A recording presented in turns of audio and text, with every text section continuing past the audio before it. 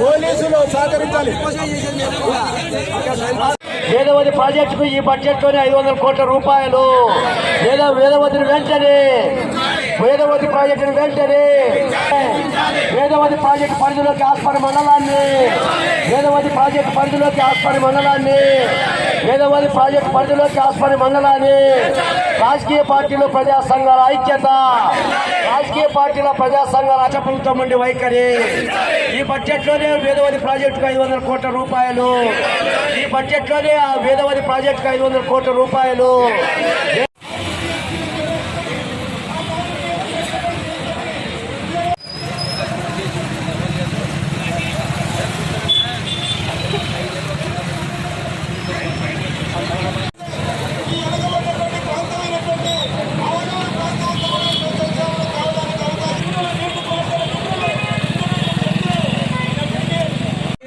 గౌరవనీయ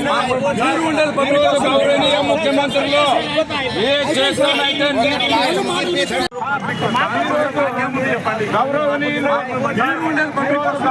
ముఖ్యమంత్రులు ఏ చేస్తానైతే శంకుస్థాపన చేశారు.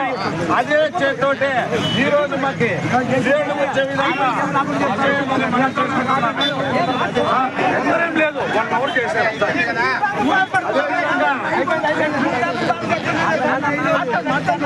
అదేవిధంగా సార్ పోలీస్ శాఖ పబ్లిక్ కోసమే మీరు గంట సేపు అయింది కూర్చొని ప్రజా సమస్యని అంత ఇది మీకు ఇష్టపెట్టుకొని అదేవిధంగా ప్రభుత్వం దృష్టికి తీసుకెళ్తున్నాము. 500 కోట్ల ప్రభుత్వము ఈ బడ్జెట్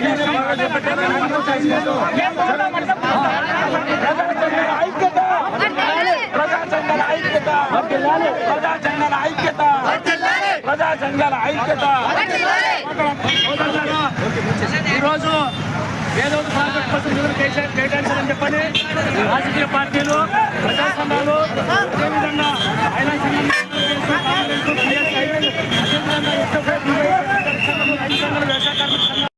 ప్రాంత ప్రజలారా అందరికీ ముందుగా వివిధ రాజకీయ పార్టీల తరఫున లేదు ప్రజా సంఘాల తరఫున మీ అందరికీ ముందుగా మన్నించమని కోరుతా ఉన్నాం. ఎందుకంటే కొన్ని ఆటంకాలు లేకుండా కొంత సమయం మీకు ఇక్కడ పట్టొచ్చు. అట్లే పోలీస్ అధికారులు కూడా సహకరించాలని చెప్పి కోరుతా ఉన్నా. ఎందుకు ఇప్పుడే ఈరోజు ఈ రాత్రులకు చేయాల్సి వస్తున్నటువంటి విషయాన్ని కూడా ఈ సందర్భంగా మీ దృష్టికి తీసుకుని వస్తాం. ఎందుకంటే అసెంబ్లీ సమావేశాలు జరుగుతూ ఉన్నాయి. అసెంబ్లీ సమావేశాలు జరిగే సందర్భంలో మన బడ్జెట్ ప్రవేశపెట్టారు.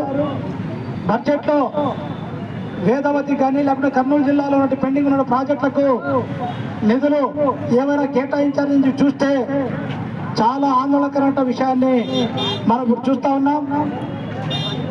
ఎన్నికల కంటే ముందు స్వయంగా తెలుగుదేశం నాయకులు అట్లే ఇప్పుడు ముఖ్యమంత్రి గారు చంద్రబాబు నాయుడు ఇక్కడ పాదయాత్రకు లోకేష్ కూడా చెప్పింది ఏంటి, ఈ ప్రాంతం అత్యంత వెనుకబడి ఉంది, మేము అధికారులకు వస్తే ఈ ప్రాంతం నుండి పెండింగ్ ఉన్న ప్రాజెక్టులన్నీ పూర్తి చేస్తాం, ఇది మొదటి ప్రాధాన్యతగా అని చెప్పి చాలా స్పష్టంగా చెప్పారు. నేను అడుగుతా ఉన్నా, అయ్యా మన ప్రవేశపెట్టిన బడ్జెట్ లో ఎంత కేటాయించారంటే ముష్టి 11 కోట్లు కేటాయించి దేనికోసం కేటాయించారు కూడా స్పష్టత లేకుండా ఈరోజు ఈ ప్రభుత్వం పాలన చేస్తుందనేది. 2019లో ఆ రోజు సూర్యప్రకాశ్ రెడ్డిని హడావుడిగా తెలుగుదేశంలో చేర్చుకోవాలని చెప్పేసి ఉద్దేశంతో ఆ రోజు ఈ ప్రాంతానికి 1,778 కోట్ల రూపాయలు కేటాయించారు. ఆ రోజు కేటాయించి మెగా కంపెనీకి కాంట్రాక్ట్ ఇచ్చిన తర్వాత ప్రభుత్వం మారింది. ఆ కంపెనీ దాదాపు 60 కోట్ల రూపాయలు ఖర్చు పెడితే దానికి 1 రూపాయి కూడా నిత్యం కరువులకు కాటకాలకు నిలబెట్టే ప్రాంతం. ఇటువంటి ప్రాంతంలో వలసలు ఈ సంవత్సరం కొంత ఏదో వర్షాలు వచ్చాయి కాబట్టి ఆనందంగా రైతులు ఉంటున్నారు.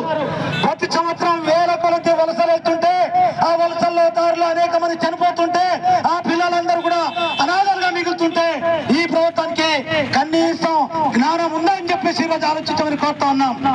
చంద్రబాబు నాయుడు లేదు తెలుగు తెలుగుదేశం నాయకులు లేదా కూటమి నాయకులు సమాధానం చెప్పాలి. అయ్యా, ఈ ప్రాంతంలో జీవనదిగా భావించే వేదవతిని కేటాయించాలి? ఎంత డబ్బు కేటాయించాలి? 2 లక్షల కోట్ల రూపాయల రాష్ట్ర బడ్జెట్ లో ఏం చెప్తున్నాం? అయ్యా, ఈ ప్రాజెక్ట్ అంతా పూర్తి కావడానికి 2,000 కోట్ల రూపాయలు అవసరం. ఆ 2,000 కోట్లు ఈ సంవత్సరం 500 కోట్లు కేటాయించమని కోరుతా ఉన్నాం. కనీసం నువ్వు దిగుబడిగా ప్రాజెక్ట్ పూర్తి చేయమని చెప్తా ఉన్నాం. అంటే ఆ మాత్రం కూడా 500 కోట్ల రూపాయలు కేటాయించాలని కూడా నీకు కనికరం లేదా ఈ ప్రాంతానికి? మరి ఈ ప్రాంతంలో ఓట్లు ఏ రకంగా తట్టుకుని గెలిచామని చెప్పేసి ఈ రోజు అడగాల్సిన బాధ్యత మన పైన ఉంది. అయితే తెలుగుదేశం నాయకులు చెప్పొచ్చు, మాకేం ఇక్కడ గెలిపించలేదు కదా, అందుకోసం మాకేం పట్టిందని చెప్పి అనుకోవచ్చు. అయ్యా, వేదవతి ప్రాజెక్ట్ అనేది కేవలం ఆలూరు నియోజకవర్గమే కాదు, ఈ ప్రాంతంలో ఇక్కడ నుంచి దాదాపు పత్తికొండ దాకా అనేక ప్రాంతాలకు ఉపయోగపడే సాగునీరుకు ఉపయోగపడే ప్రాంతం, దాదాపు 150 గ్రామాలకు తాగునీరుకు ఉపయోగపడే ప్రాంతం. అట్లాంటి ప్రాంతంలో ఈ ప్రాజెక్ట్ నిర్మాణం జరిగితే, రిజర్వాయర్ నిర్మాణం జరిగితే ఈ ప్రాంతంతో పాటు మిగతా ప్రాంతాలు అభివృద్ధి చెందుతాయని చెప్పేసి ఈరోజు చాలా మంది, ఇప్పుడు కాదు ఈ జిల్లాలోని ముఖ్యమంత్రి ఇంజనీర్ సుబ్బరాయుడు గారు లెక్కలతో సహా చెప్పడం జరిగింది. ఎన్ని గ్రామాలకు నీళ్లు వస్తాయి, ఎన్ని ఎకరాలకు నీళ్లు సాగునీరు అందించని చెప్పి చెప్పారు. కానీ మనకు అందరినీ ద్రాక్ష పండులాగా మిగిలిపోయింది ఈ ప్రాజెక్ట్. అందుకోసం ప్రజాధికారాన్ని అర్థం చేసుకోవాలి. ఈ ప్రాజెక్ట్ సాధించాలంటే రాజకీయాలకు అతీతంగా